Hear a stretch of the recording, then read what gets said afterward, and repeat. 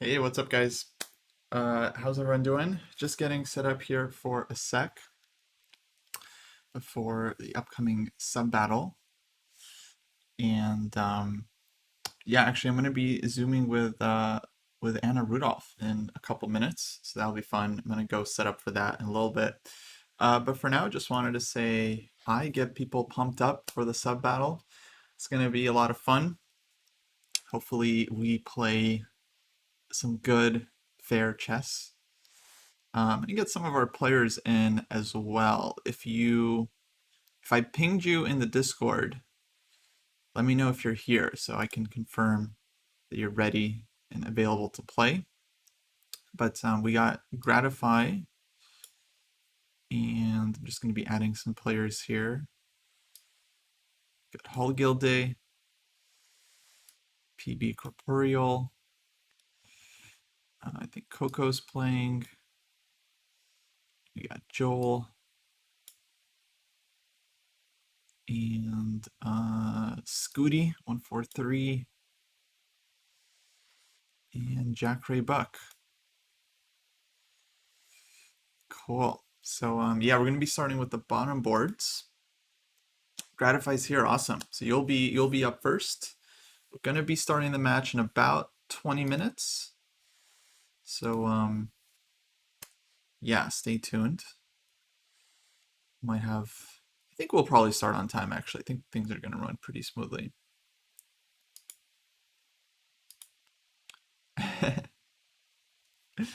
Yeah, after the sub battles are over, guys, I recommend you quit Blitz, focus on your classical, but we need you for these matches. But yeah, try not to move too slowly, right? Don't fall behind on the clock. Some last second tips. Actually, if you have time right now, I would suggest play a couple warm up games. You got 20 minutes. You can play, 1 or 2 3-minute games. It's going to be 3+2 for the sub battle, so you'll get your 2-second increment. But one of the most important things I think in Blitz is form and getting warmed up. Very, very important. So if you haven't played any chess today, I would suggest playing a couple games to warm yourself up. Yeah, Holgilde, you'll be white. So Gratify, you'll be playing black. Holgilde playing white, and so on. I mean, the opponents are listed. You guys can go do a little bit of prep if you would like, but I think more importantly, it's going to be about showing up in good form and being ready to play.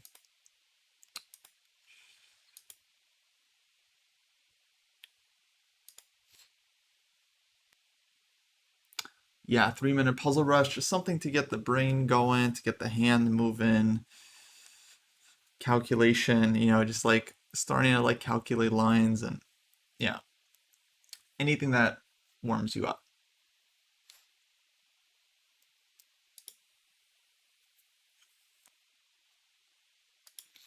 Hopefully everyone is here.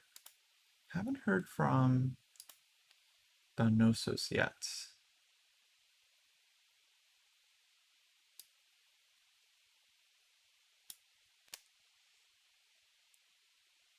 Is Donosos around? Let me confirm with them.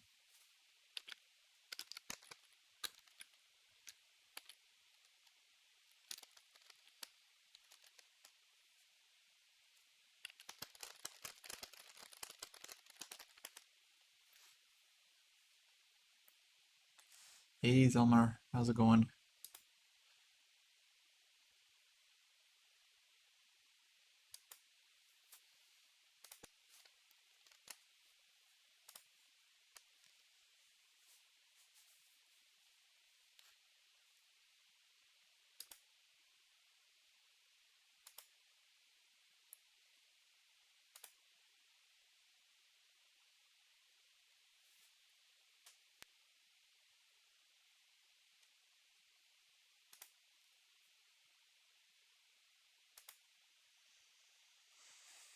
Hey Dor, how's it going? Wow, 74 moves blindfold. Nice. Sick. Yeah, gonna be a lot of fun. You guys should go drop Anna a follow already if you don't follow Anna Rudolph yet. She has one of the most wholesome streams out there. I would say more wholesome than us. I mean, we have a lot of hooligans in the dojo, but her stream, very nice, very wholesome. Hey, we got Joel in. Nice. Joel, hopefully you saw that we'll be putting you in today. So I hope you're ready to play, feeling warmed up. If not, maybe go warm up with a couple of games. Maybe that would be helpful.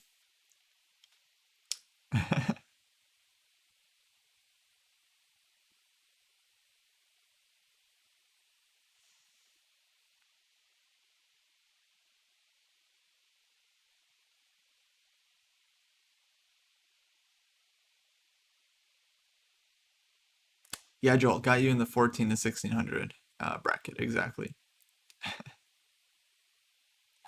And then later today, we're going to be doing our big Europe versus North America chapters match. You guys can sign up for. Just got to join one of the clubs to play, and then you'll be able to register for the match about an hour before. And Joel, with us up.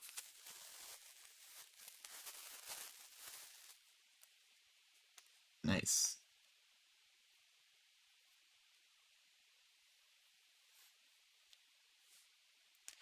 All right, guys. Well, I'm gonna go set up the Zoom with Anna. So we will be back in a couple minutes. For now, you can just hang out. See you guys soon. Hey, Jack Ray Buck with the sub. Nice. Thanks so much. So yeah, see you guys in a couple minutes.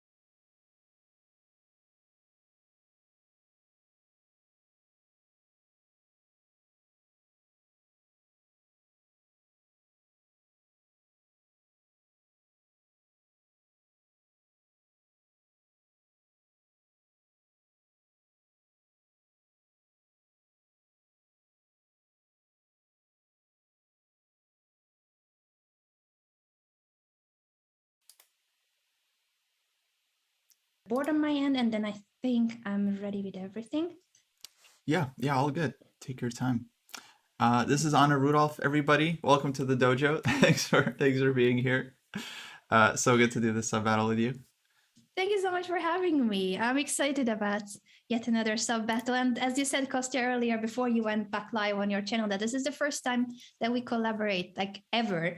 And it's funny because your two colleagues, your two friends, David and Jesse, at least I can claim that I had like co-commentary gigs with them. I think on the Pro Chess League, I commentated on a couple of matches together with David and also with Jesse on one of the, I think we had one of the commentary days together a few years ago.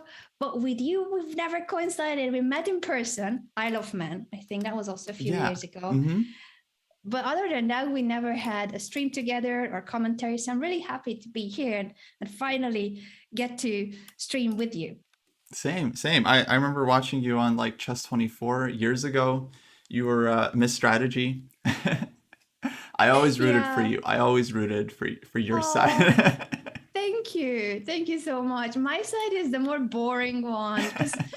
If you guys don't know, I started out as what Kostya has just mentioned. We had a series with Sopika Guramishvili. She's one of my best friends. And we had a series called Miss Strategy, Miss Tactics. And she is Miss Tactics. She's aggressive, attacking, and sacrificial and goes for the kill. I'm the boring one that likes 70 move rook games. So we had a very big difference in style, in terms of chess style and personality. And that was the main part, the main idea behind the series. I missed basically just hanging out with her and recording videos with her. But since our series, a lot has happened. She got married. She now has 2 kids. And I'm Auntie Anna now. Nice. Awesome. Right. Well, I think we're more or less ready on our end. We got our players. Yeah, I think I'm ready now with the board as well. It took me a while to figure out what I'm doing, but I think now it's set. So whenever you want, we can start. Do you prefer starting with the top board or bottom board? We usually start with the bottom boards. Also, we were gonna do the tiebreak, if you remember, with the top boards. Yeah. Oh, I forgot that you told me top board would be the tiebreaker if we tie after the 7 games, then we replay the top board. So I hope that Ninja and Jack are ready to play multiple games. Yeah, could be could be a possibility. In case it's needed. Yeah, we were almost there. I think this was our policy with the Chess Bras when we had our match with them. And then going into the last game, it was like 1 point away. So if it had gone wrong, it would have been a tiebreak. But fortunately didn't get to that, although we ended up losing. So maybe not fortunately, but it was very close to being tied. It was almost a tie. I wish I could say that we were close to tying the match against Chessbrah, but we were wiped away. It was a very tough match for my team, but we are here for the fun times. Doesn't matter the result in that sense. The other day I had a match against Maria, and I felt bad for her because she seemed more affected by the result than me and my team when we lost. And I was just like trying to cheer her up because that's the one match my team and I have won. But she was just like, like turning sad. And I was like, Maria, please, like, this is just for fun. Like, it was the first match we won, but I almost felt bad for winning. Right. Yeah, that's sad. I mean, I don't know. I think I'm just happy to give our members a chance to play. People usually like want to play on stream and like represent the dojo and stuff. And I mean, the way the brackets are set up, it's like players of equal strength playing each other. So like anyone can win any one match. It's not like it's, the 10 best players from each stream going up against each other. So it's super I think it's super easy to see how anyone can win any one match. So I don't get the disappointment. It's like it's literally up in the air. Very true. That's why the matches are usually close, or if it's not close, it's just like sometimes you are on a streak of bad luck in a sense. Although I don't believe that much in luck at chess. I think you always get your luck back, but in a match it can feel sometimes like that. There's a streak of good or bad. Oh yeah, yeah. There's gonna be some blunders today. I don't know who, but I know it's gonna happen, guys. It's okay. We still love you. No one's getting banned here. Some channels ban their members for losing. That doesn't happen here. No, not here. Certainly not here. Everyone. Whenever you are ready, we can start then the bottom board. So we're gonna go from board 7 all the way up to board 1. And in case of a tie, we're gonna replay the top board.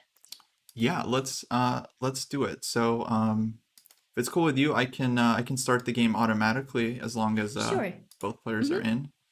All right, cool. So okay, we have Bramal Lane on your end playing white, and Gratify on our end. So make sure you're both in live chess, and I'll start the game a few moments here. I'm just gonna make sure I'm following my players. Bramal, whenever you're ready, and all the best to Gratif as well. This is gonna be our board 7 matchup, and I think Bramal is ready in live chess. So whenever your team is ready, we are here for the Cool. start. Oh, and we usually tell our players to mute the stream or don't watch while you're playing. So yeah, just a reminder to everyone. I'm not sure how many, moves we'll be suggesting in our commentary, but yeah, don't watch the stream. Focus on the game. Have fun, and we'll see you back here. Exactly. I think it probably only worsens one's performance and just the general way of like, you should enjoy the game and not be bothered about what Kostya and Anna say and don't look at the stream. And there's a delay anyway between when you guys hear what we say and when it happens in the game. So you would lose tons of time if you even tried to listen. It's not worth it. Right. Absolutely. Okay, here we go. Good luck, everybody. Good luck. All right, and we're Let off. the games begin. Bramal against Gratify. I hope I didn't mispronounce that. Bramal with the white pieces. Well, do you know your sub, Bramal? Bramal is a regular wholesome tomato, yes. How about Gratify? Regular dojo member. Yeah, a bit newer to the scene. I think just joined maybe a month or two ago, but super, super nice guy, very supportive, always like propping others up, and has been wanting to play for a while. So I'm happy to get him in for a game. That is awesome. That is awesome when they are so keen on playing. And on my team too, there are regulars, and today we also have some of the newer viewers and newer players. I think the rule about the 50 games make it a bit more difficult for my team.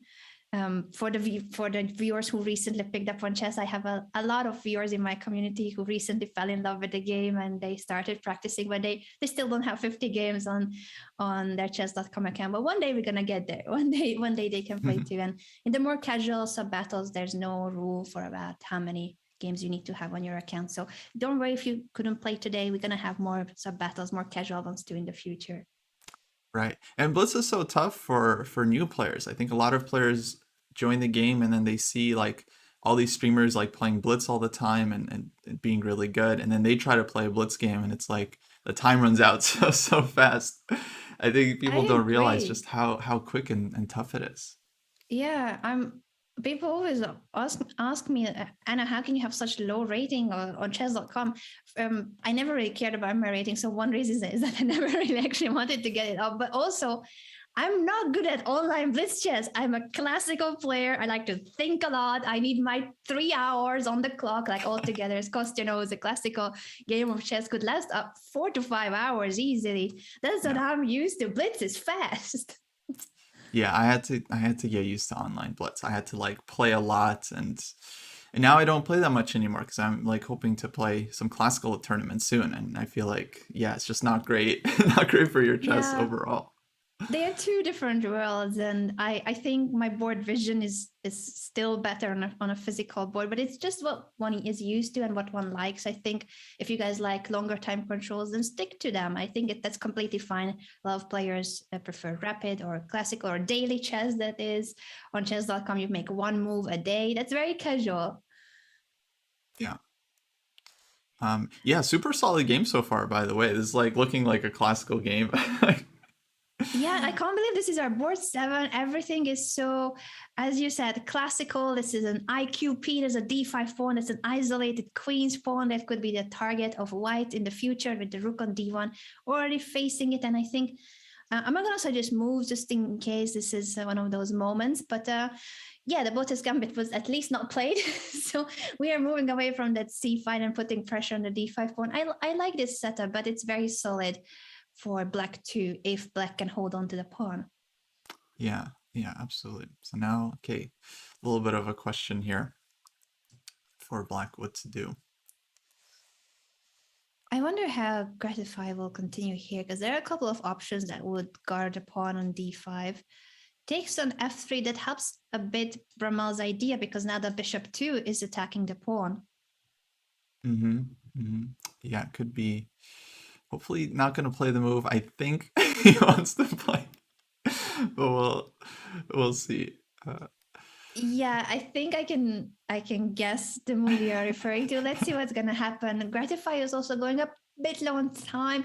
It's not the move we were guessing, I think, but it's a similar. Yeah, I was expecting bishop e4 with the same. Well, takes the pawn, which is a free pawn. We like free stuff, but the rook was even freer. This wasn't that simple to see, though. The pin on the d file and bishop e4 is what Kostya was predicting. And in that case, it would have been the same, that you can take with the queen that rook. It looks like a blunder, but the other queen too is hanging. This is a beautiful pin. Wasn't exploited, but this is a pawn up endgame for Bramall still, I think, with good chances. Yeah, gets a pawn. Should be good. And yeah, a little worried about the time for Gratify. Is ticking down under a minute. Yeah, once you get low on time, it's so tough to come back, even if the position is somewhat even okay. Oh, I like rook d2. That's very solid. Yeah, just guarding the second rank so that there's no rook c2. At the same time, rook c8, black is insisting on the idea of coming to the second rank. That's always good. Another motif and pattern here that I think Bramall is going for is a very instructive one. I'm going to wait for Gratify to make a move before I continue. Great stuff. Nice. No background checkmate. Great stuff. Solid. Yeah, the 2-second increment can be a bit of a tricky one, because it makes you feel like you can't lose on time, and yet 2 seconds is not much when it comes to using all your time. So now down to 27 seconds, I think this is really tough for Gratify because of the time disadvantage too, not just the extra pawn, now 2 extra pawns. Yeah, we see it all the time, even if the position is somewhat okay, but like the 2 seconds is really, it's not that much if you're not used to just like playing a move every 2 seconds. It's like you think for 1 second and you're already flagging. So it's, yeah, it's very tough. But rook c2, okay, still fighting. All right, another tactic miss. I was wondering how might we react to that rook c2, because that also stabbed into the same diagonal where the king and the rook were, but that was more difficult to see than rook d2, which guards the pawn. So Bramall plays a logical move. Yeah. Now we have 2 rook endgame. 2 pawns up for white.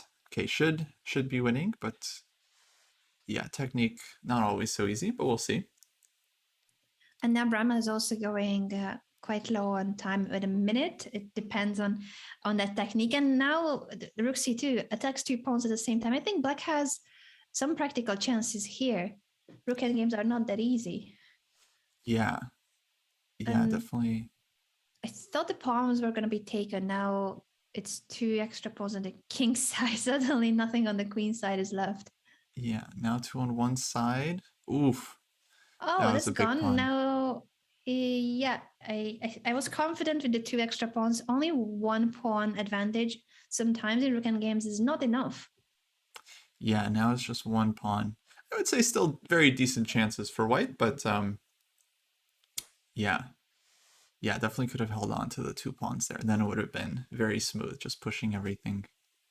Yeah, I think Bramall might be getting a bit nervous because of the time situation. Also, this move, king to h2, I don't know if he was scared that the king will get into some kind of a trouble check here or there. Oh, maybe he wanted to push the g pawn like this. That's why he stepped away with the king. Yeah, g4, very nice move, by the way, stopping king f5, and now at least black isn't able to pick up the pawn so easily. I like this idea. Yes, very instructive. And that means that black will need to take a longer route, king f7, to try to get to e6. if Gratify wants to try to block the pawn, because now it's running. That pawn is 2 squares away from promotion. Only the rook could make it back to e8. Ooh, I get nervous too watching these scrambles. They really, really are hard to see sometimes. This felt like a good idea to push the pawn because black almost didn't make it back. But now, after king f7, that pawn will be hanging. Rook e5, I like that idea to put pressure on the g5 pawn and scare black that if they take the e7 pawn, then g5 hangs. And now it just goes back to equal material, king and pawn, and game by 1 pawn each. Okay. Yeah, somehow I get the feeling it's not drawn yet. Yeah, we struggle with our king and pawn in games sometimes. Yeah, now black needs to defend correctly. This is still a draw, even if black loses the g5 pawn, but the king, Right. the black king, will need to be on the correct square in the moment of the capture. Yeah. And then needs to move to the correct square. So far, so good. Gratify is defending correctly.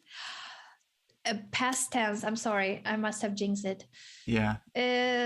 Still could be tricky. It could still turn. I don't want to. Yeah, we'll see. No idea. King and pawn against are tough. King f7. That's a good move. Okay, now white. Yeah. Now white has it. No stalemates, no trickery anymore. The pawn will promote. Unfortunately, we're gonna have to give Gratify some homework for the next sub battle. Learn the king and pawn in game. Yeah, well played. Well done. Congratulations, Brahma, but well fought game by Gratify, because Gratify was down a pawn and oftentimes even 2 pawns in the endgame, and it almost achieved the draw. I think we could show Kostya this final king and pawn game because it's very instructive, and Gratify played the correct move. After king takes g5, king g7, taking the opposition is the way to make a draw. But after king f5, you need to be super careful to not let the white king get to f6 or g6. Those are the key squares. The f6, g6, and h6 squares are the key squares for this g4 pass pawn, and you shouldn't let the white king get to any of them. So the way to draw is to just copy what white is doing and always take the opposition. Never let the white king get closer. Yeah, exactly. Very important endgame to learn. Gratify. Well played, hard fought. But yeah, gotta keep the opposition with the kings. All good though. All good. Yeah, very well fought game, and it's a miracle that it almost ended in a draw after how tough the position was for Gratify. Yeah. That was some nice defense to even get there. Yeah, I agree. Well played, Brahma. Very, very well played, and hard fought game by Gratify that almost ended in a draw. Our next board is a scary name, Godzilla, against Helgild. I hope I'm not butchering the username. Helgilde, I learned recently from Norway. I see. Yeah. I'm going to get your... Have you been to Norway, Kostya? Oh, no, never. Closest I've been Norway. Is maybe Iceland. I don't know how close that is. Close enough, I guess, in European measures. Yeah, it's the small continent in that sense in comparison to the States. Been to Iceland and Belgium, and I feel like Norway's kind of in the middle of those.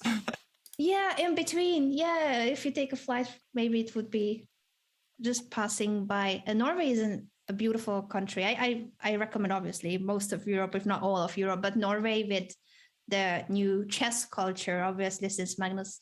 Ever since Magnus was picked up in the media as a kid, as a child prodigy, and nowadays, obviously, as the absolute best in the chess world. Chess is so popular in Norway, and it's one of the few countries where you have chess on mainstream television, which is crazy. Mm-hmm. The tournaments, not just the World Championship. The World Championship is one of the many events they actually have on the main channel as like the primetime TV program. I think they have hosted Norway Chess and a couple of other events where Magnus competed. It's just great to see how much they love chess in Norway. Yeah, it shows what a national hero can do for a country like Magnus. Yeah, I should really go. I assume you've been now many times, like tournaments, I was lucky commentary. To be there. Yeah, and it's a pity that the year the pandemic happened and such, it canceled some of the Pro Chess League plans because the Pro Chess League finals were gonna be in Norway. Right. Yeah. But things will go back to normal at some point, and then I think there will be future chess events in Norway. The Norway Chess, obviously, but the Pro Chess League was going to host a chess party, Right. and that would have been a cool one too. Yeah. Oh well. And it continues. I mean, yeah, pandemic continues here in the US. We're still we're still struggling to Yeah, get ahead likewise of it. here in Europe. I'm happy I'm vaccinated, but obviously it still doesn't mean that things go back to normal, and it's just taking all precautions possible everywhere. Now in Spain too, it's everywhere that the mask is obligatory, luckily, and sanitizers and all the rest of the social distancing until the situation improves. I think it's better to be safe than sorry. Yeah, I agree. Okay, well, I got the next pair ready. Oh, Hallgilda says he'll hook me up in his club's international tournament. Great. I would. Oh, that's so I'd be cool. happy to visit. Yeah, I'd love to go. But during the summer, because, oh man. Yeah, I recommend it during the summer. I think I was there. The coldest when I was there was February. Yeah, I was there for the Fischer Random unofficial World Chess Championship match between Magnus and Hikaru. Yasser and I hosted it a few years ago, and it was very snowy. It was beautiful, but it was cold. Yeah, I can imagine. Okay, guys, hopefully you're ready in live chess. I'll be starting your game. And yeah, good luck to both players. Good luck. Good luck. All right, here we go. And we're off. Okay, Dancing Godzilla from the US. Anna, did you mention you're living in Spain? Yeah, we have recently moved. I lived in Spain before, and my boyfriend is from Ireland, so I was in Ireland for some time with the COVID situation. It wasn't even easy to just go back and forth. I haven't even been to Hungary where my parents live. It's just that kind of feeling when you used to be able to travel all the time, and it was part of my job to be in a different country every month, and then suddenly out of the blue, I was just stuck. But at least I was stuck in a good place with good company. But now that it was possible to travel, I brought Kevin with me and we moved to Spain because I love it in Spain. I never actually planned to move away if it wasn't for the pandemic making me be stuck away. What part of Spain did you move to? I can tell you in private, but we try to keep it as Oh, yeah. private as possible for especially for his end. But yeah, Spain in general is one of my favorite countries for just how sunny it is, and sometimes too sunny. We are having heat waves these days, but other than that, it's even in the winter when you wake up and it's sunny. It could be cold in Spain in the winter, but it just changes your mood so much that it's bright even if the temperatures are low. I don't know Hmm. how's the weather where you live, Kosti. Where are you based? I'm in California and it's very nice here. It's hard to imagine moving out of California. Yeah, I think Spain and California would have similar weathers. I was at Alex's Right. place before she moved away from the Bay Area, and Hmm. I loved it there. It was so nice. Oh, cool. Yeah, that's where I'm living up in NorCal, the Bay Area, and yeah, Oh, it's great. really? Yeah, I really, really enjoy it up It's here. awesome there. Yeah, I think it must be very similar weather to Spain. It's difficult Right. to beat sunny, nice weather and never really freezing cold. Yeah, that's why I just don't understand when people live in places with like these very harsh winters, by choice. It's like, Oh, why by would choice. I you? thought like if someone's born there, because I've been to Siberia and I don't know how they do it, but I guess like some people are born there. But by choice, yeah, it's unless your job sends you, or I don't know, maybe you met someone there. I find it difficult. I also find it difficult. Sorry, I was just like looking at the board for a second, and I find it difficult to picture a good move here for Godzilla. Oh, that wasn't Oh, it. Oh no. mm, There's this there's bishop our h6 blunder. is a really strong move. It traps the rook, but even more importantly, sets up a checkmate with queen to g7. The only way to deal with it would have been to block that diagonal. I think that's the one way to go to push that pawn to f6. As ugly as a move it is, but it had to be played. Yeah, f6 actually I think it's like not that bad for black. They did win a pawn already on e4, Yeah, so they would have had a pawn for the exchange, but yeah, unfortunate. Okay, mate is mate. yeah. Godzilla Dobbery. This was a tough position, I think, even after f6. Even if the checkmate would have been prevented. It's still not an easy position to play. And then Hallgilda did a really good job with the attack, sacrificing the pawn for bishop h6. Godzilla, don't feel sorry. It's okay. It's okay. This is just a fun match, and we are here for the good times. Yeah, all good. Okay, I'll get the next pair ready. Banausos versus Syrian Donahue. I can add the result in the meantime if that helps. I feel like I'm not doing much. No, appreciate it. That'd be great.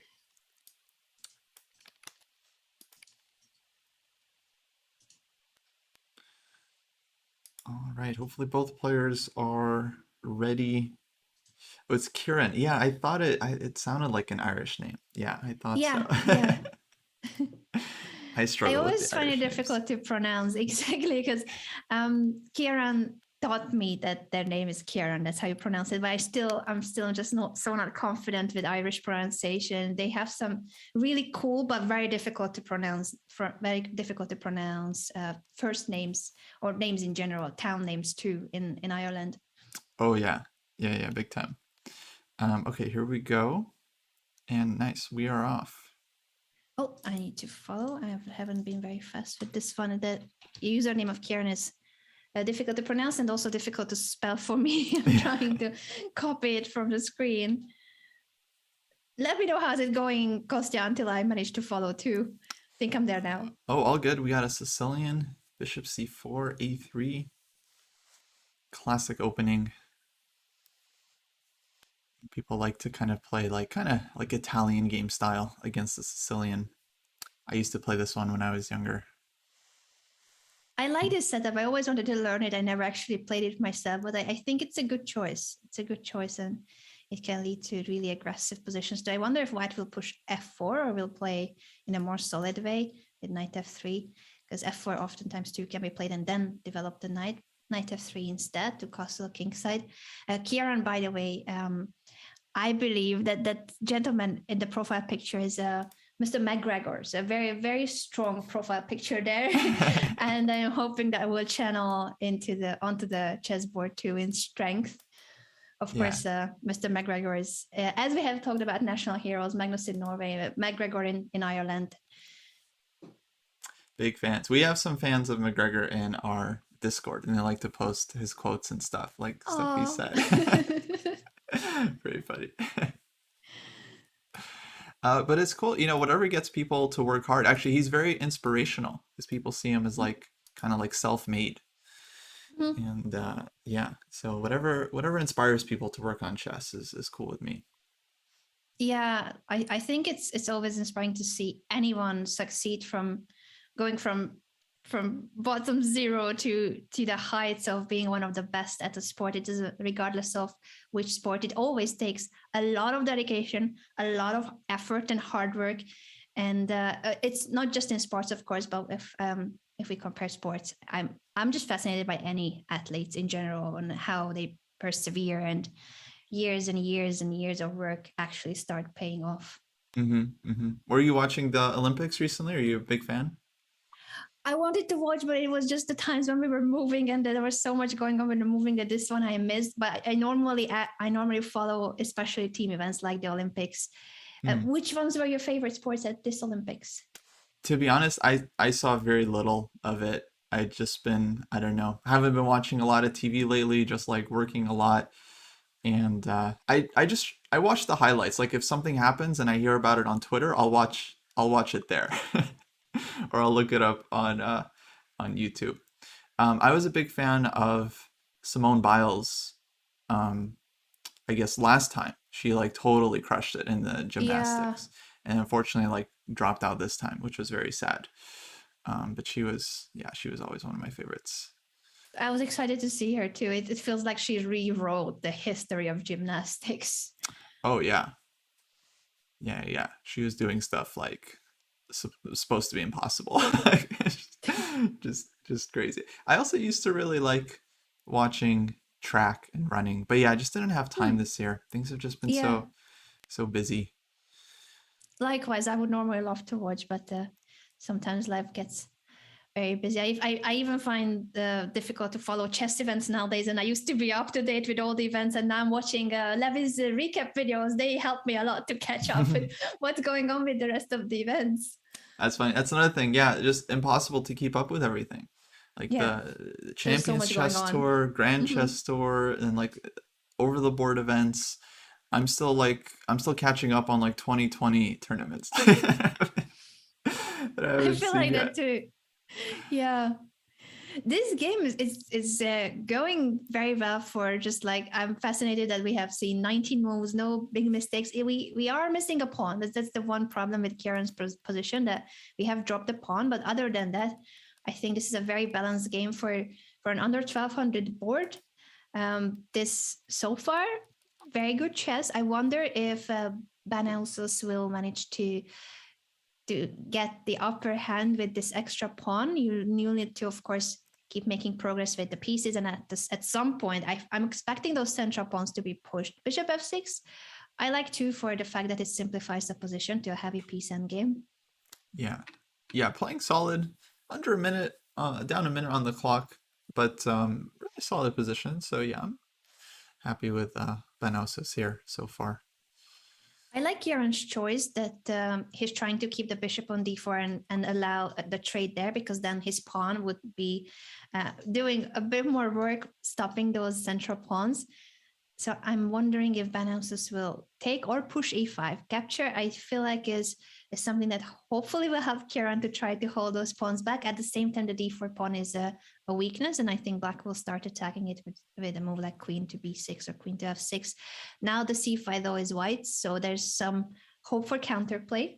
Yeah, there's some real compensation here. I would have liked e5, like you were saying, just taking the space. Here, I think white is, especially yeah, down to 20 seconds. I think this is very tough for black. One of Yeah, the the dangers of having a good position is that you try to win rather than just make moves. Yeah, exactly. That you try too hard to find what's the winning line, what's the best combination. Sometimes all it takes is just to keep making good moves, or what I say to some of my PogChamp students, and with Michelle Curry especially, we were like, just okay moves. It's okay to make okay moves, because it takes very long when you're a perfectionist and you try to always find the best moves. You will always end up being in time trouble because you're seeking for the best, and you end up having no time where you can no longer find the best moves or good moves. Sometimes it's just, that's a recipe to not performing well, because you will end up not having time for when the position actually needs it. Yeah, exactly. What is it? Ooh, Oh, nice check. that was a very strong check. I That think we one, missed that after queen a2, that the pawn was hanging, and rook c2 is a way to protect it while it loses the rook now. yeah, that one really caught me by surprise. Hopefully, he's not too nervous. He's played a few sub battles for us, and after every game, he's always like, "Oh man, my hands are like shaking." It's just like, so gets pretty nervous. But okay, hopefully, can finish it out.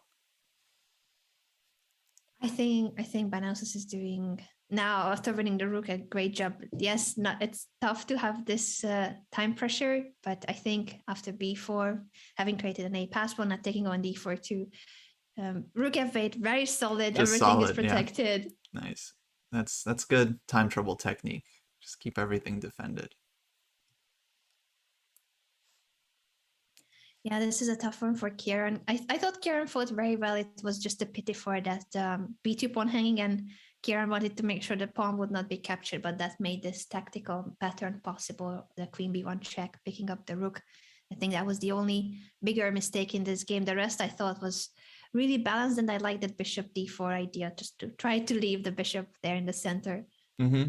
Yeah, no, it was pretty solid. And now, okay, I was gonna say a little sheepish, but I understand what Benaus is doing here. Put the queen on f6, rook on d8. Everything is just defended, and yeah, you can't really. I'm gonna try not to speak too soon here, but you can't really blunder when everything is protected like this. Yeah, it's a safe way to play, and it's good. I think it's good to play safe when you're low on time, especially. Now with the two queens and the rook. Oh, Okay, queen there's e8 a is queen really going?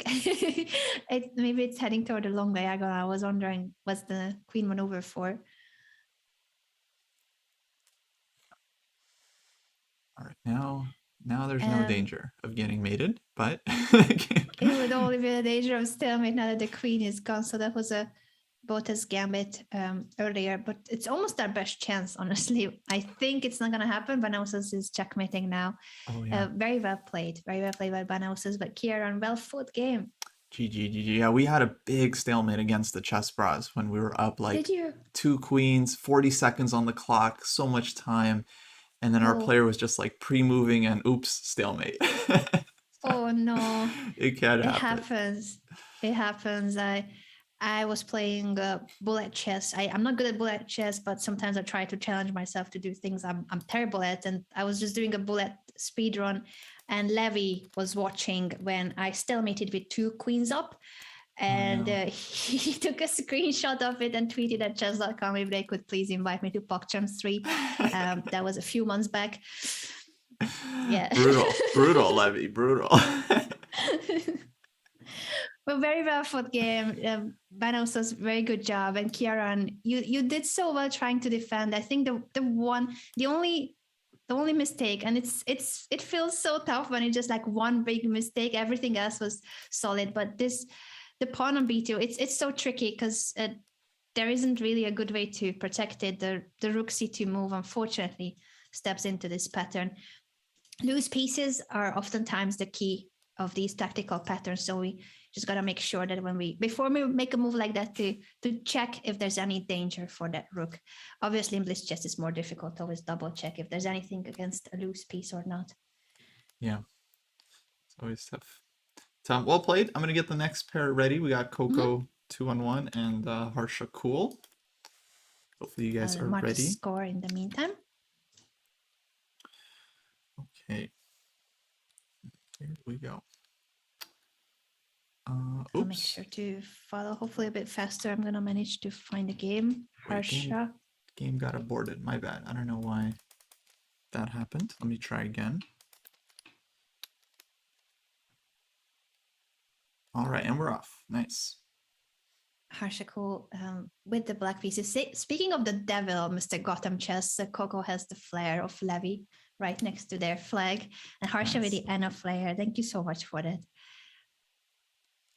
Sweet. Okay, this guy's a fan of is it John Cena? I was trying to guess it, but I'm not very good at recognizing what sport is that. Like, I'm not good at martial arts and fighting sports, or just is he? That's John Cena. He is a professional American wrestler for the WWE. Okay. And now I think he's like a movie star. So he's like The Rock. So he's doing movies and stuff. I recognize The Rock. I didn't recognize this gentleman, but nice to meet you, Mr. John and Harsha. I hope that you're taking inspiration from those matches. Are they even called? I'm so bad at other sports. Like, is wrestling is it a battle or a match, or I think it's a fight? Yeah, either a fight or a match, I would say. It can be very exciting. I mean, it's like it's not like, I don't want to offend anyone here. It's not like real fighting. It's like kind of performative. Like there's like real wrestling in like the Olympics and stuff. And then there's like TV wrestling where it's more about like the characters and like, doing it for the fans, but they have to be in good shape. And, they can get injured doing like stunts and stuff. Like I met like one of these wrestlers once, and he was like, yeah, everyone, thinks it's fake, but like we do get hurt and we do have to do like a lot of stunts, and it's like, it is very serious work. Geez. Yeah, that sounds dangerous. I'm also being educated by my viewers that John Cena is also in a lot of memes. I guess I should look up those memes. I need my meme culture to be up to date. Yeah, I'm way behind on the memes. I'm getting old. It's just it's true. I don't get all the slang anymore. This position for Coco seems promising because of the pair of bishops and this d5 pawn taking quite some space away from black. At the same time, I don't think it's that easy for white, of course, to make actual big progress. I'm hoping that we can hold it. It's slightly worse, but We have all our pieces developed, no queens on the board, so no Botha's gambits. That's always important to avoid. I would say actually I would slightly prefer Black's position in a Really? blitz game. Hmm. Yeah, just because this for me this bishop on g7 is like a really good piece, and if the dark squared bishops ever get traded, then we can kind of see like good knight against bad bishop possible. Though objectively, yeah, probably close to equal more than anything, but yeah, I wouldn't feel too bad about Black's position here. I think I'm too big of a fan of the pair of bishops. I'm always You like the biased. bishops. And at the same time, you're right that a knight, especially in blitz games, it's such a tricky piece. It could turn the tables upside down if there's a knight fork here and there. I wonder what's happening now with the pawns, because the c5 pawn was attacked and Black responds with b5 to attack the c4 pawn. So then it's all very dynamic. Now it's getting sharp. Now lots of pawns hanging. And I think b5 is okay. It does open up the position a little bit, but the c4 pawn now looks pretty strong. And d5 is hanging, so takes on e7. We'll get rook takes d5. And I started liking this for Black. Now after the pawns are gone, I'm picturing that knight on d3. You convinced me, Kostya, that the knight has a bright future here. Yeah, really not bad at all. Like the b2 pawn now has to be closely defended.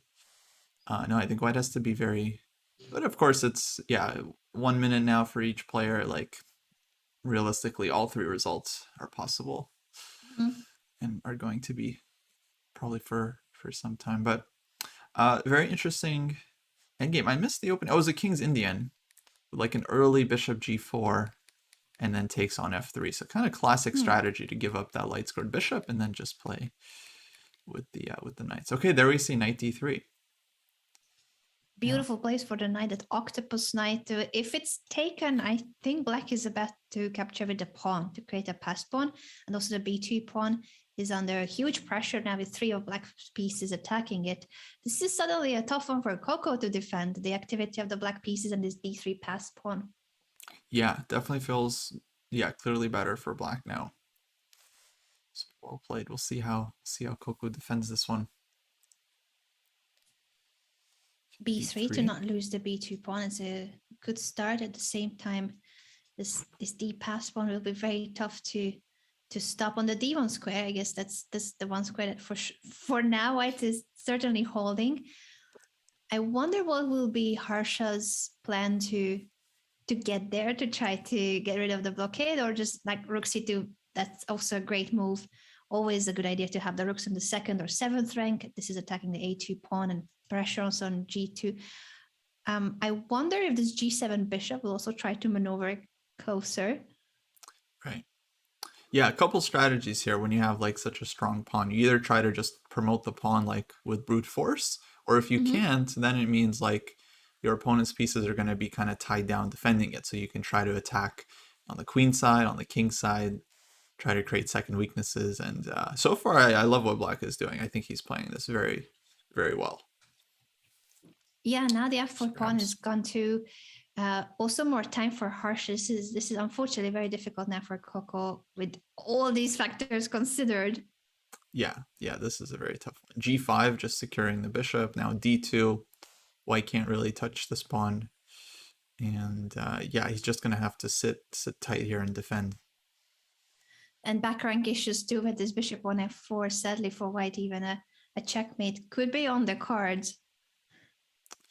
Yeah, king g7.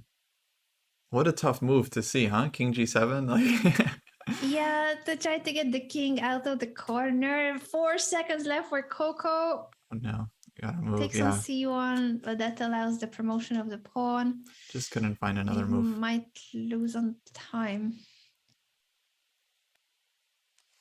Yeah, now should be all right for Black. Yeah, GG. Well played. Congratulations, Harsha. This was a really interesting sudden turn of events. How this b5 push, tearing up the pawn structure of white, turned the advantage in Black's favor. I thought earlier I like this position for white. Kostya liked it more for Black. I think you were right that it was certainly easier to play from black's perspective. And I'm not even sure what are you supposed to do after b5, because once that pawn on c4 appeared for black and the d5 pawn was taken, it just felt like it's not something that you can easily deal with. The knight jumping to d3 and all the rest. It's not like that was a Yeah. big mistake. It just it was a difficult position to defend. Just slowly went downhill. Exactly. I think maybe taking on b5 first and then taking on c5. Maybe white has like a better structure compared to the game, and then we kind of trade some pawns, and I think black should still be fine. But yeah, probably just letting the knight get to d3. I don't know, objectively, like might be holding there, but it's like so easy for black to play. Yeah, you're right that by taking, I didn't realize that at least then momentarily white is up a pawn, and then black still needs to try to win that pawn back. Black's pieces would have been very active. Right. I think it's a good chance, but it's better that the opponent has to win the pawn back and not just equal material with that much activity for the pieces. Yeah, exactly. Okay, I'll get the next players here ready. So we have Sure. Chaiberger against Joel on our end. And yeah, good luck. Good luck to both the players. match is so close that we have just tied the score, and there's still 3 more boards to go. Oh man, only 3 boards. It's gonna come down to the wire. Yeah, I have no idea where this match is going, but this is a fun match. That I know. Yeah, very close so far. All right, so Joel, I believe, is a fan of the Marshall attack. So we'll see if he gets his Marshall on the board. Let's see. And Burger, I think, is a fan of burgers. That's what I see. New player on my team. A lovely profile picture. It's got the Anna flair. Thank you so much for the team uniform there. Yeah, there we go. He's hoping for c3. Oh, I think he's so happy right now. Just to be able to play the Marshall. Yeah. For those of you who are not that familiar with this line of the Spanish, this is a pawn sacrifice basically that black goes for. It's a very theoretical line, but if you know it well, oftentimes it leads to theoretical draws. It's so well analyzed that there are many lines where even if it's a very lengthy line and 10 moves, 15 moves later, there's a theoretical draw. It's played by the best of the best chess players in the world. That's how good of a gambit it is, not like other gambits or attack. Sorry, I guess I shouldn't call it exactly the same type of gambit as other gambits out there. Yeah, really solid. I mean, I think it's like a, true gambit. Like black doesn't win the pawn back very easily. Like, Queen's Gambit is like total farce of a gambit. Yes. This is more of a gambit in that sense. But it's a long-term, basically long-term positional factor that black gives up the pawn for, getting the pair of bishops here and activity. This pawn on d5 looks like it's a free pawn, but okay, maybe I shouldn't have said it.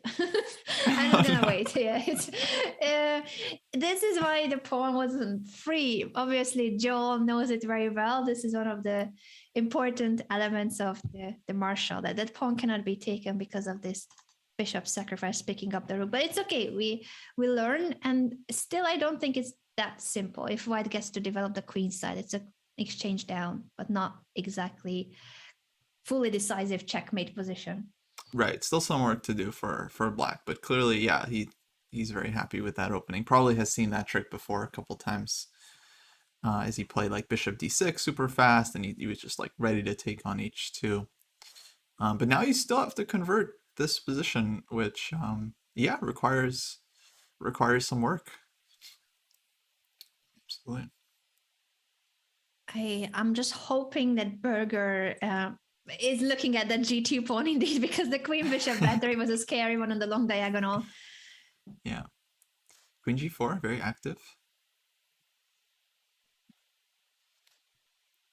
Now Joel has to I wonder if we got a counter chance on the g7 square. F5, we'll need to choose now the right square for the queen. There aren't too many good ones. Yeah. Queen g3 solid. Need a good plan here for black.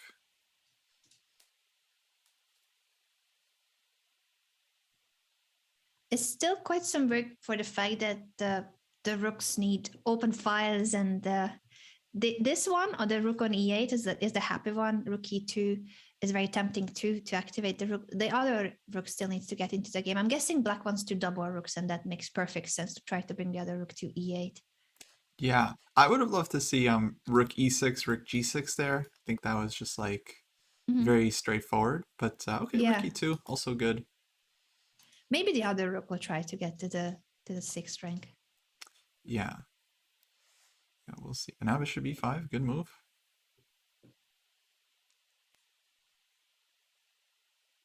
Now let's see how Joel reacts to that. So that both of them have gone for this very same checkmate pattern. See how he likes it. Oh, he takes. Sacrifice. Oh, Nice. that is actually a great move. I didn't even realize how good of a move it is, because if you take with the pawn, the knight is hanging, and if you take with the queen, something more than the knight is hanging, unfortunately. Yeah, bravo, Joel. Very nice. Yeah, so many players, myself included, maybe would have just played like g6 there, just on autopilot, I was looking like at very g6, quickly. like you need to deal with a checkmate, but this is great stuff by Joel, and now this is an extra rook. Whether white takes the rook, I guess we should still probably should have taken with the pawn and then be down a piece. Now it's down a full rook, but in both cases, it's just very difficult to deal with the strength of a move like this. It comes out of the blue, rook takes c5, and the bishop you were hoping that to give you compensation is gone. Mm-hmm. That was a nice one. And the rook appeared on the sixth rank as you were hoping for, Kostya. In the end, it made it back to the sixth rank. Doubling rooks, everything very well played here by Joel. Sacrificing again. Loves this square. But it makes sense. Trade the queens off, extra bishop. Very practical.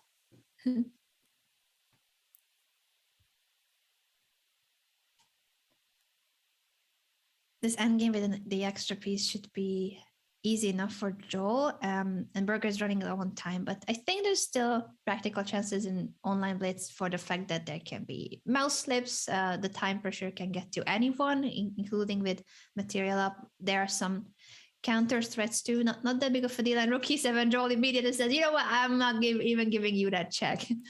Yeah, he's trying to play really solid, but sometimes you can get into a little bit of danger, like let's say trying to like extinguish all the threats. At some point you do have to just advance and start taking stuff and win the game. But I think he's doing okay so far. Let's see what's going to be the next indeed for Joel to make progress. That check. All right, the king comes back to g3. A bishop maneuver. I'm expecting rook e6. Yeah, not even giving us the a6 pawn is a good idea. Yeah. I know, very solid. I mean, yeah, I can't blame what he's doing. Just not allowing counterplay. Just trying to. Yeah, I like his style, honestly. Just going very step by step, but also super safe, not giving any hope for counter chances. All right, now g4, very nice. And the trade of rooks to simplify the position. Even the color of the corner is the right one, so there's no such thing as trying to play for that rook pawn and the bishop. Yeah, well, let's see the endgame technique.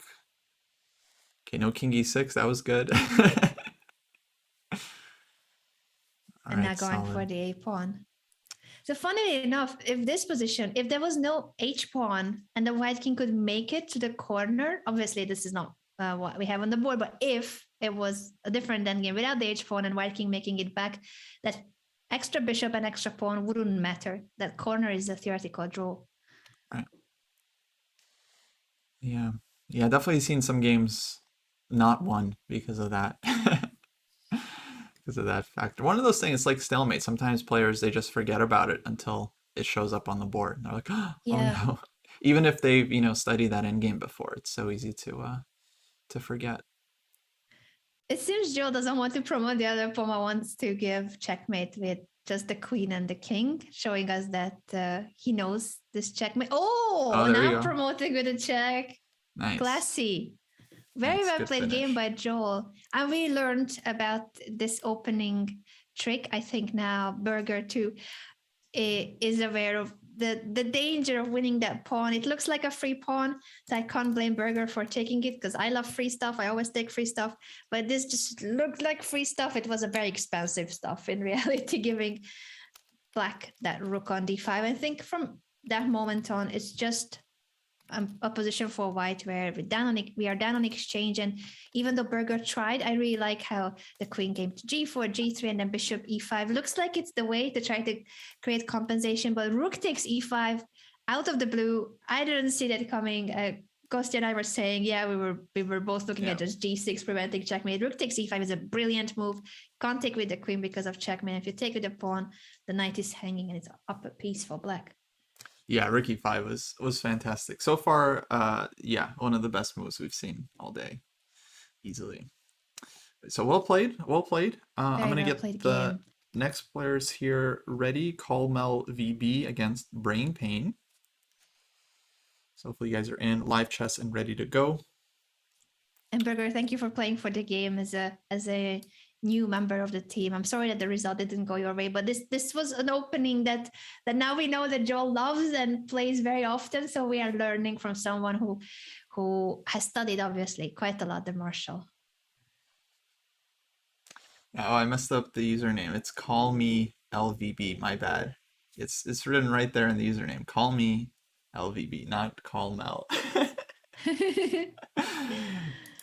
Funny. All right, guys, here we go. Good luck. I'll follow the game as soon as I can. Brain Pain here on my team and lots of numbers I always forget. It's 0381. All right, we got Rosalimo. Wow, World Championship openings here. Yeah, I see that everyone in our communities have been following all the top events and they know theory at the very same level, if not more than the competitors of those World Championships, right, folks? We study these openings a lot, right? Almost. I wish I know that much. I love the Rosalimo. That's one of the openings that was my go-to when I still competed. But it's just the kind of opening that I feel like I liked it partially for the fact that it's not that theoretical, that you can basically learn the setup, the ideas, and then go with the flow. You don't have to learn as much theory as in, let's say, a Najdorf, where if you don't remember the line, then you're pretty much lost. So I think for those of you guys who don't have that much time to study openings, these type of openings are good because if you know the ideas, you can wing it. You don't have to memorize 25, 30 moves of theory. Yeah, and it's really hard. I've tried preparing it like for the black side, and it's really tough because white has so many moves, and they can play all these moves in different move orders, like rook e1, c3, a3, and yeah, you have to just, it's hard to prepare move by move. You have to just really understand the ideas. So yeah, I'm a fan. I think the London 2 has become so popular in the chess community, among the viewers, among PogChamps participants too, that it's a setup. You learn the setup, you learn the ideas, and then you play. You don't have to be on a grandmaster level of theory to be able to play the London. Right.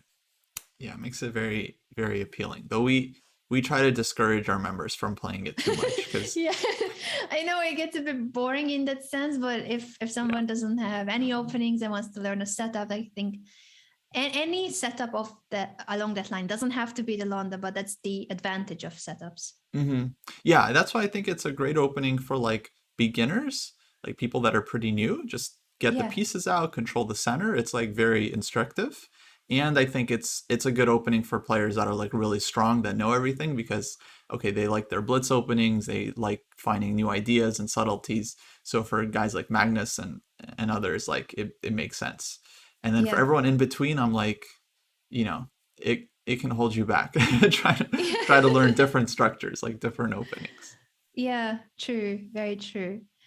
So far, this one is very balanced. Again, we are seeing two players just going for a very solid structure. The queens are off of the board. It's more space for white, but it also means that this e5 pawn needs some protection. It's currently being attacked by two of black's pieces. Yeah, knight c6, very somewhat annoying move for white to meet. And yeah, really double-edged. Okay, he goes knight f6. I think that was the only reasonable move. I was wondering if black was ready to take it or not. It's always difficult to give up that fianchetto bishop from g7 because that's the soul of black's whole pawn structure and the defense of the king. So it's tough to take that decision. But without taking the knight on f6, that knight is a very annoying beast sitting there taking away space from black's pieces. Exactly. Okay, I really like bishop e4 because I thought the idea was just to stop black from developing, like with b6. Not sure how I feel about trading on c6, 'cause that might kind of let black open things up a bit more. But okay. Oh, we're also down 2 minutes. That could be a problem. Yeah, I think this trade helped us because the bishop from c8 had nowhere to go, and now at least it's partially developed, even if it's not a very active piece, but at least it's off of the back rank. And you're right that the time management in Blitz Games is crucial. Brain Pain is one of my fastest players, and I think here for Call Me it's gonna be a bit of a difficulty facing this much time pressure, even if White's position is better. Yeah, now I like White's position, but right, the time is of course just a huge factor. Maybe Rook d1 last move would have been better just to keep the d file, but yeah, it's gonna just have to play quickly. Again, the problems of having a good position, it's like you try to come up with really good moves and fall low on time. And now with the activity of at least the rook of black and this pressure on the e5 pawn, we still are struggling with that c8 bishop, and the a8 rook needs to come into the game. But I think black started having some chances here. Absolutely. Okay, knight d6, good move. King g8, well spotted. The pawn was hanging.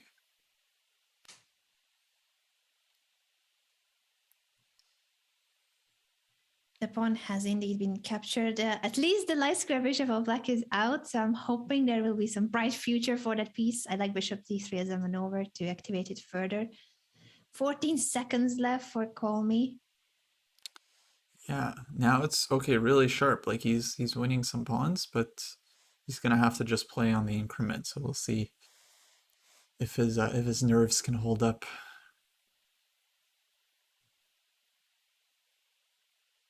Knight d6 is a good move to jump back to that octopus square, also putting pressure on the f5 bishop. Yeah, all right, e3, nice and solid. And now taking on f5 to create an e-pass pawn. I like the rook d2, and this bishop is suddenly a very active piece too. Back rank could be an issue if we ever get there. f4, nice. And the bishop being trapped. I think that was the motive earlier too, because suddenly the bar was jumping after bishop d4 check in black's favor, because f4 indeed is trapping the bishop. Oh wow, he got out. Still a crazy position. Yeah, it's suddenly the bishop escaped. At least we got the pawn. I feel like Brain Pain is so fast that sometimes it's a bit too fast that we may have had to use a bit more time earlier, but he keeps the time pressure on the opponent. Yeah, now black I think is clearly better, but right, shows the drawbacks of playing too quickly, because I think if he had just thought there for like 2-3 seconds, he could have just gotten an extra piece and game would have been over. But although I think we are getting lucky here again with the structure being so poor for the white king. There are all sorts of tactics or checkmate patterns, and also this pin on the back rank. Yeah, very tough for white. And still the white king is struggling. Up a piece now, Brain Pain, and on 2 minutes versus 4 seconds. That king on h3, what a poor piece. Checkmate. Checkmate. Yeah, well played. Very, very fast, man. 2 minutes on the Well clock. done, Brain Pain. 50 moves played, 2 minutes on the clock. My fastest player by far on the sub battles. This game had it all. I thought Colmy was doing very well. As you said, maybe Bishop takes C6 is a move that helps Black a little bit. Even if that Bishop on B7 is a very passive piece, but at least it's developed. At least the rooks got connected. So perhaps if white just brings a rook to the d5 instead of capturing, it would have been very difficult for black to try to develop the c8 bishop. You can't push the b pawn because the c6 knight is hanging. The whole queen side of black was paralyzed, and this f6 knight was such an annoying piece that also paralyzed the king side. I think that position was dominant for white, even if there's nothing concrete. It's just the activity of the white pieces paralyzing the pieces of black and not letting them develop. Yeah. No, well played. Really well played. But okay, of course, time is always a huge, huge factor. And that means it's tied now. It's 3-3. Brimfin tying the score. I'm gonna add it to the scoreboard. 3-3 indeed. And Kostya, you said if it's a tie, the top board will be replayed. Now it's gonna depend on Ninja and Jack who wins this match of the day. Whatever the result will be, thank you so much for playing against my team today. I thought this was a really cool match. So much fun, really exciting games too. And may one of the teams win. I guess there will have to be a result in either case. I'm just proud of all the players and all the fun we had. Likewise, likewise. Been my pleasure. And yeah, guys, so we'll play the first game. If there's a winner, that'll decide the match. If it's a draw, we'll replay with opposite colors until we do have a winner. And it's not up to us, guys. I mean, if it was up to me, I would say like, okay, drawn match, it's fine. But Arena, they're very Yeah. strict. They're like every match needs to have a winner. This is our one rule. So we have to, yeah, we have to respect that. But it'll be fun. Good luck, guys. It'll be fun. Don't worry about it. No pressure. Good luck. Absolutely. No pressure. We are here for the fun. Regardless of the result, I think this has been a great match. So no pressure on the players. I'm following Ninja on our top board whenever they are ready. Here we go. And they're off. Ninja with the white pieces against Jack. Jack with the Danny Ranch Pog Flare. That's a mood. We've been trying to get the dojo icon as a possible flare, but they haven't oh no, let us have it yet. They should let you have it. Nice. I definitely will say it too next time if it comes up, or next time Danny talks to me, because I don't know how it with flares, but I would assume that they can add more and more. It's just I don't know what are the options now, but if not, maybe they should just delete the more generic ones and add the streamer ones. Because people like to have them. I think it's great that you can have your badge there and represent the team. Yeah, exactly. People have been asking. They would love to see it. Someone in my chat saying they've been watching you for your stream for like hundreds of hours, and they've never heard you say an unkind word, which is amazing. You haven't heard me talking to trolls yet. There we go. No, but luckily the chess community and the gaming community too, I have the best of both. It's a mix of communities. They're just very nice and kind and friendly people. And if someone just shows up in the chat to troll, we just prefer to not even give them the attention, because I feel like trolls, internet trolls, whatever they say, whether it's about the streamer or about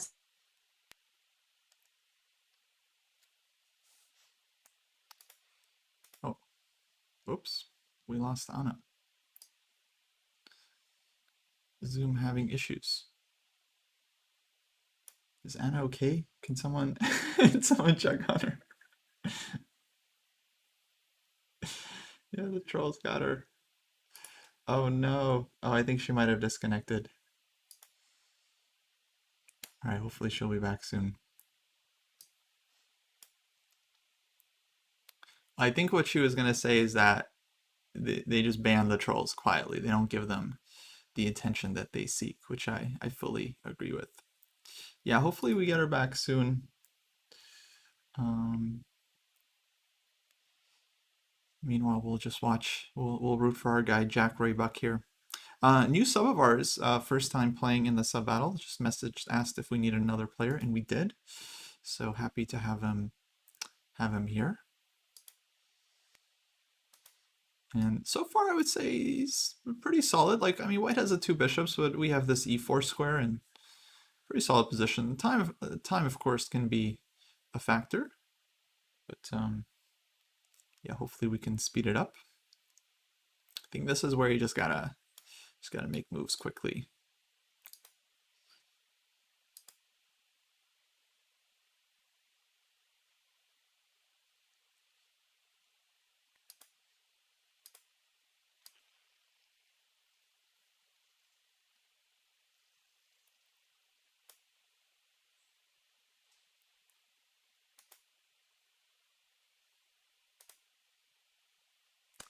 No, her power tripped.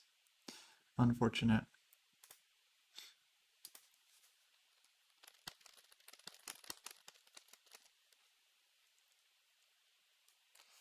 Yeah, it's always the worst feeling when you're streaming and like your internet goes out or your power goes out, and then it's like, oh no, like everyone's wondering where you are, and like you can't reach out to anyone. It's happened to me. Oh, what's going on? Oh, I'm sorry. I didn't I didn't realize this was happening. Okay, 1 second, guys.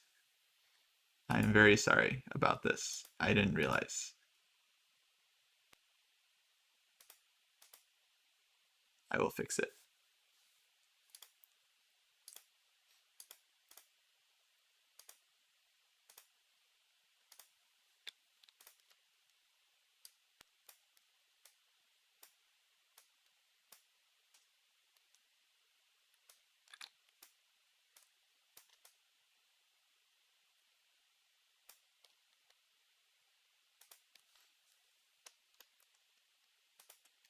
Okay, there we go. All right, what's happening here? Ooh, we are still under pressure. It's not looking great. Yeah, definitely don't think we could have, don't think this is a pawn we could have taken. Yeah, we were under some pressure here just on the clock and on the d file, and now knight takes c4. Yeah, it doesn't look good. Or does it? Actually, hold on. It's not a bad tactic, actually. Queen takes a7. Oh my god. What a move. Oh man, what a move. So this was actually working if rook d8, queen d8 takes, there's queen d5, but queen takes a7. That's brutal. That is a brutal shot. Wow. They deserve the win for that alone. I mean, that's absolutely brutal shot.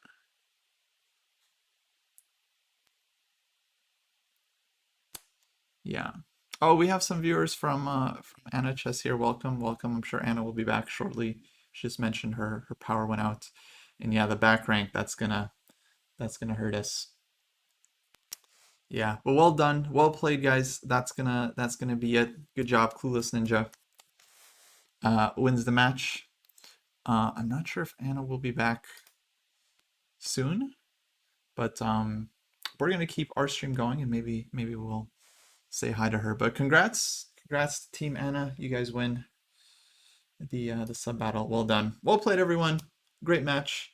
Actually, not as cleaner than most of our usual sub matches have, like just crazy blunders back and forth. Here it was pretty straightforward. But yeah, well done, well done. Sorry, Jack Raybuck, it didn't go your way. I mean, that queen takes a7 move at the end, that was just that was killer. I think it's over here. Yeah, I think there's no defense anymore.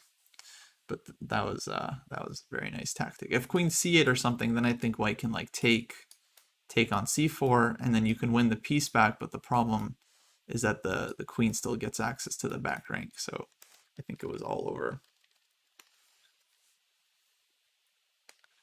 But yeah, very wholesome. We really appreciate the wholesome communities here. So much appreciated, guys. Thanks for thanks for tuning in. I'm sure Anna will be back soon with her stream. Thanks for following as well, guys. Much appreciated. We try to do a lot of educational content on this channel. We do like lessons, and we will run different tournaments like Blitz and Rapid, things of this nature. Actually, coming up in about an hour, we're going to be doing a big Europe versus North America rapid match, team rapid match. That's going to be starting at 12:30 p.m. Pacific time, so in about just under an hour. If you want to register for that, all you need to do is join one of the teams on chess.com. I just linked it in the chat. Does North America include Canada? Yeah, last time I checked, I think Canada is part of, yeah, it's like, Canada, America, and then, I mean, honestly, I'm including Central America and, and Latin America as well. Is it a sub-only event? No, it's open to everyone. All you need to do is join one of the chess.com clubs, and then you'll be able to register for the tournament. In fact, I think it's registration is already open, as it's starting in under an hour, so you can join either side. We already have a couple players joining Team Europe and Team North America. So yeah, thanks, Cheeburger. It's good to have you here. I enjoyed watching your game. That was a fun one. Yeah, I really appreciate you guys all coming over here. I'm sorry that Anna's stream got disconnected. I'm sure she'll be back soon. She said it was just a power thing, so she's just going to reboot and probably go back live. Oh, here we go.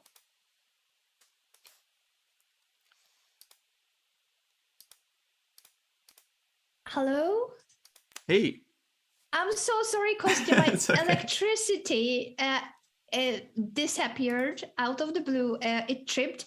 It has happened to me in the past few days that one of the, we are guessing the cooking appliances, especially suspicious, the oven, that it was the one that was tripping our power. Wow. So we made a rule that while Anna is streaming and while Kevin is recording, no cooking. But this time the hairdryer tripped it. So now we don't know what's going on. But I'm really sorry that I disappeared. All good, all good. That's a real bummer. I'm sorry about that. Well, congrats. Yeah. I don't know if you saw, you guys won the match. Clueless Ninja I want to played. see the result. Thank Brilliant you game. for the match. Very, very nice. So congrats. What happened in to the your game? Because team. I missed everything. I missed it, and I have it like totally incorrectly cropped on my screen. Everything has just gone messed up. But if you could let me know, Kostya, what happened in this last game? Yeah, it was like pretty solid game. Clueless Ninja had like a little bit extra time and some pressure, but then there was some nice tactics. So on round move 21, 22, our guy Jack Ray Buck, he grabbed a pawn that looked like it was working tactically, and then Clueless Ninja had thought for 25 seconds there and had just a very nice back rank trick, like sacking the queen for the back rank. Like it was really, really beautiful. Goodness me. Yeah, I have it. Rewatch the game. Yeah, I have it up on my stream just if you want to see the position. But yeah, it was very nice, very nasty. Yeah, definitely the move. I'm so sorry that I disappeared in the worst moment possible. Decisive game, last game of the sub battles, and Anna suddenly is gone. It's always very funny. I don't know if it ever happened to you that the power trips while you're streaming, but I think the funniest side of it is that everything turns black, because it's just like, it's not just your internet, but everything goes off and you're just sitting in a pitch black room thinking, uh-oh, it's gone. Yeah, it can be. Honestly, for me, when sometimes I lose internet connection, that one's the worst, because it's like you lose your connection, you can't like message anyone and like say anything. You're just like shut off from the world. No one knows where you went. Yeah, both are really tough to deal with. Thank you so much for your patience, though, Kostya, and thank you for the match.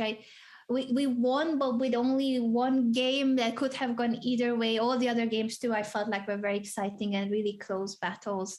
Thanks so much to all the Chess Dojo community for being so nice to us, always so kind and friendly. And we would love to have a rematch in the future in a more casual way if you guys want to play at some point after the event. That would be awesome. We would love that. Less pressure. Maybe have more boards, just kind of like keep it casual. That would be great. That would be a lot of fun.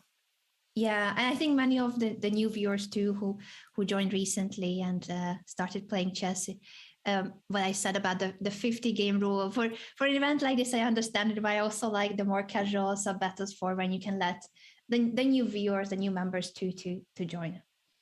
Yeah, absolutely. Well, thanks again. This was a lot of fun. I know you have Thank you, Kostya. more streaming to do. I was So originally planning PogChamps lessons, and then my students are still on holidays and taking time off this weekend. But I am catching Pokemon instead of today's PogChamps lesson. I don't know if you play other games, Kostya, and if you have watched or played Pokemon, but I recommend it. I'm addicted. I did play as a kid. Actually, we have it Really? here on our Switch. My girlfriend plays it a lot. And really, which one do you have? Which one are you playing? I'm playing many. So on stream, I'm playing Fire Red, one of the oldest ones. I found an emulator that you can play it with in a browser. So I never had a Game Boy. I didn't play it as a kid, but I watched it on TV, and I was collecting stickers in primary school and trading my stickers with my classmates. And now as a grown up, I started playing them. Of course, Kevin got me into many games, but this one is it's so cute because it's all pixelated and looks very vintage, the game. And there are all sorts of versions of it. The Poke MMO is also this very old style, but you can play with friends. So it's a server where they can join you. And there's of course Pokemon Go on the phone, which I never played when back then it was a hype thing. Right. Now I played it. I'm late to the party, but it's still a cool game. And on the Switch, I have the latest one. Is that the one that your girlfriend is playing, or a different one? Yeah, Pokemon Sword and Shield. And those I don't know if I have played that one or it's a different one. I need to learn the names, but they are all cool. Yeah, they're super fun, especially because like they improve the graphics. So now, I mean, I do miss like the pixelated one as well, but now the graphics are like beautiful, and you like see your Pokemon. They really did improve the game actually a lot. Like I think it's a lot easier and a lot more convenient. Like in the past, like if you wanted to fly somewhere, one of your Pokemon would have to know how to fly. Like you would have to teach them how to fly, and then they'd have to be in your party, and then they can take you somewhere. The latest games, you can just fly wherever you want. Like, you know, it's like a lot easier. I didn't even know about that. I'm not that advanced that I don't know about flying yet, but I have 2 Pikachus. I'm very proud of them. Nice. It's not the most traditional strategy, and one could say it's completely useless to have 2 of the same, but I have 2. That's funny. Thanks so much for the match, Kostya. Let's do it at some point in the future once these events are over, because I think we definitely would be down for a rematch if you guys are down for another match too, in a more casual way outside the competitive format. Absolutely. We'd love that. Cool. Let's do that. And thanks so much again for the stream as well. It was great to have my first collab with the last Chess Dojo member that I haven't had a chance to stream with or do commentary with. Yeah, absolutely. Very nice doing this with you, Anna. Hopefully we'll talk to you soon. And yeah, I will let you get to your Pokemon game. That sounds fun. Enjoy. Thanks so much. Have a lovely rest of the day, and thank you so much for adjusting to my schedule, even if it was chaotic. And I was originally I was supposed to be having a lesson, but not today. Right. Well, yeah. All the best. Hopefully we'll talk soon, and maybe see each other at some tournament in the future. That'd be great. Likewise, and do make it to Norway one day, Kostya. You'll like it there. Yeah, especially when there's a chess event, Norwegian chess events. Right. I will, absolutely. Talk to you guys in the future. All the best to the Chess Dojo community too. Take care. Have a good one. Bye.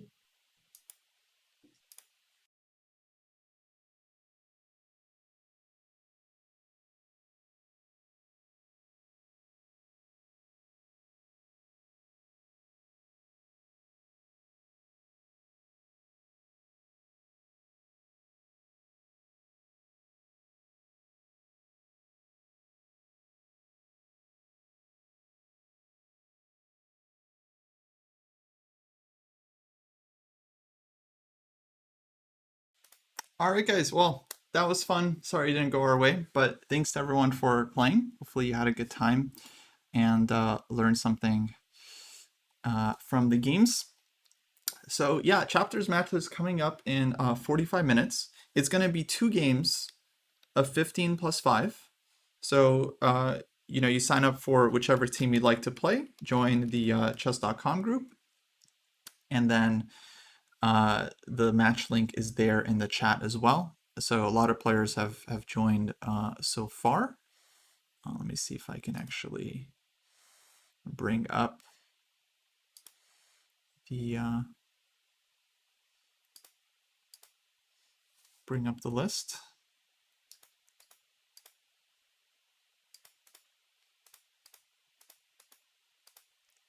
And so you're going to play 2 games against the same opponent. It's all going to be done by rating. So board 1 will play board 1, board 2 plays board 2, and etc.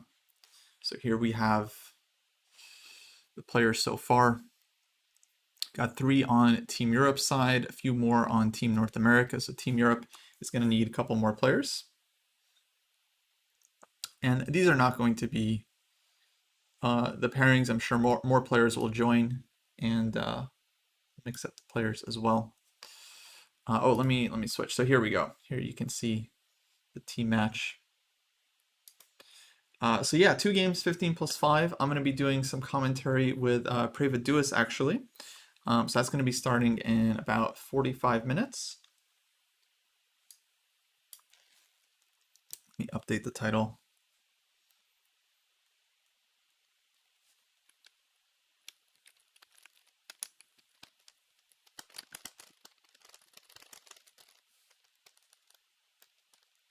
And yeah, guys, I'm gonna go on a quick break, get a snack, and then I'll be back with Pravid in a little while. I'll leave the stream running so you guys can hang out if you want. Maybe try to play some music, and yeah, I'll be seeing you guys. Soon. Make sure to join the match if you would like to play. Join the chess.com club first, then you can join the match. And yeah, it will be fun. Rapid games. All right, guys. See you all in a bit.